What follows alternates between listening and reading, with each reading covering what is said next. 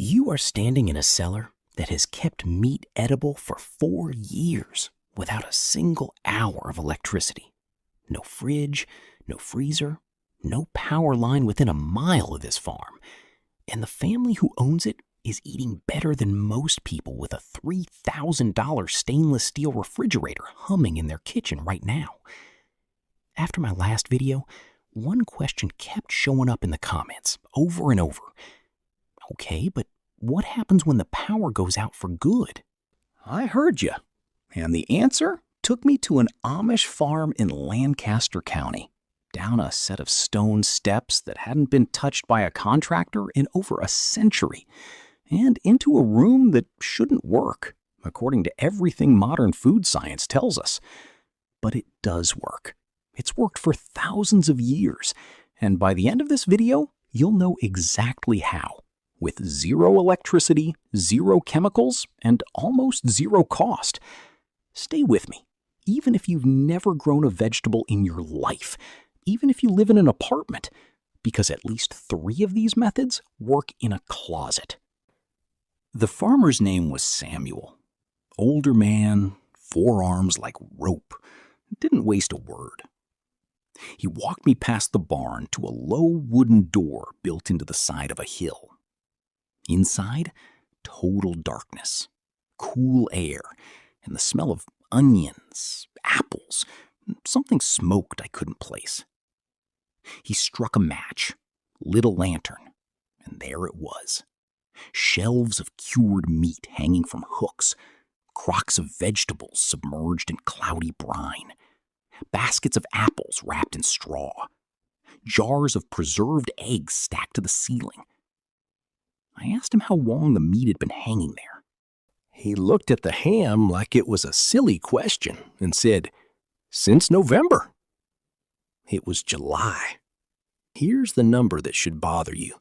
The average American refrigerator uses about 400 kilowatt hours a year just to keep food cold. And the moment the power fails, everything inside starts dying within 4 hours. 4 hours. That's the entire safety margin modern food storage gives you. The methods we're about to walk through gave people a safety margin measured in years, not hours. And almost none of them require a single piece of modern equipment. This is the technology Samuel's whole farm was built around, and it's older than written history. A root cellar works on one simple principle. A few feet underground, the temperature barely moves. While the surface swings from freezing to scorching, 6 feet down, it sits at a steady 10 to 15 degrees Celsius, year-round. Root vegetables, potatoes, carrots, beets, turnips, go dormant in that cold, dark, humid environment. They don't rot, they don't sprout, they just wait.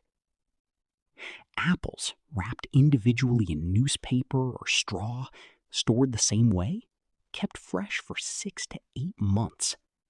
Cabbages, buried in dirt-filled trenches, lasted through an entire winter. You don't need a hillside to build one. Even a buried trash can with a lid, sunk into a shaded corner of a backyard, recreates the same effect on a small scale. Before refrigeration, salt wasn't a seasoning, it was currency. Roman soldiers were sometimes paid in it. That's where the word salary comes from. Salt pulls water out of meat through osmosis, and bacteria can't survive without water. Pack a cut of pork in dry salt for several weeks, and you get something that can sit at room temperature for over a year. That's how sailors crossing oceans for months at a time stayed fed. Salt pork and salt beef packed in barrels fed entire navies before anyone had heard the word calorie, let alone refrigerant. Walk back into Samuel's cellar and you'll notice a second room, blackened at the ceiling. That's the smokehouse. Smoke does 2 things at once. It dries the surface of the meat, and the compounds inside wood smoke, creosote and phenols, actually kill bacteria on contact. Combine smoking with salting, and you get preserved meat that can last for years, not weeks. This is the same process behind bacon, ham, and jerky, foods that were never meant to be treats. They were survival technology, and they happen to taste incredible. Here's the one that surprises people most. Rotting food on purpose, in a controlled way, to stop it from actually rotting. Pack shredded cabbage tightly into a crock with salt. Keep it submerged under its own liquid, and the right bacteria, the same family found in yogurt, takes over. They produce lactic acid, which makes the environment too hostile for anything harmful to survive. That's sauerkraut. That's kimchi. That's the pickle in a barrel, not a factory jar. Fermented vegetables regularly lasted through an entire winter in a cool cellar. And unlike almost every other method on this list, fermentation actually increases the nutritional value of the food while it preserves it. Water is the single thing every form of spoilage needs. Remove it, and you remove the problem. Thin strips of meat or fruit hung in a dry, ventilated space or laid in direct sun lose most of their moisture within days. What's left behind is light, stable, and can last well over a year if kept dry. This is how indigenous peoples across North America preserved bison meat as pemmican, mixing dried meat with rendered fat and berries into something closer to an energy bar than what we think of as jerky today.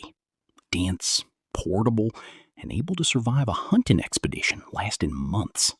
Before the electric refrigerator, wealthy households and entire towns used something almost forgotten today: the ice house.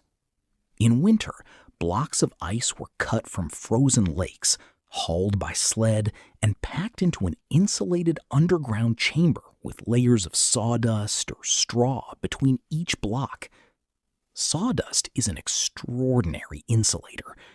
Packed correctly, ice stored in the middle of winter could still be solid in the middle of August, 8 months later, cooling milk, meat, and butter through the hottest part of the year. By the 1800s, ice harvesting was a massive industry. Ships loaded with New England lake ice sailed as far as India, and the ice would arrive still frozen. None of these methods worked in isolation. Samuel Seller layered several of them at once: cool storage for root vegetables, salt and smoke for meat, fermentation for vegetables, and dry storage for grain. That's the real lesson. Refrigeration didn't invent food preservation. It replaced 6 or 7 separate, low-cost systems with a single machine that fails the moment the power does. The Amish never stopped using the originals, not because they're stuck in the past, but because those systems never actually stopped working. You don't need a farm to use any of this. A dry closet, a few mason jars, a bag of salt, and a shaded corner of a yard will get you started with 3 of these 6 methods this week. So tell me, which one are you trying first? The root cellar, the salt cure, or the ferment? Drop it in the comments. I read every one, and your answers decide what we build next. And if you want to see exactly how Samuel built that cellar into the hillside with the real dimensions and materials, that's coming in the next video. Subscribe so you don't miss it.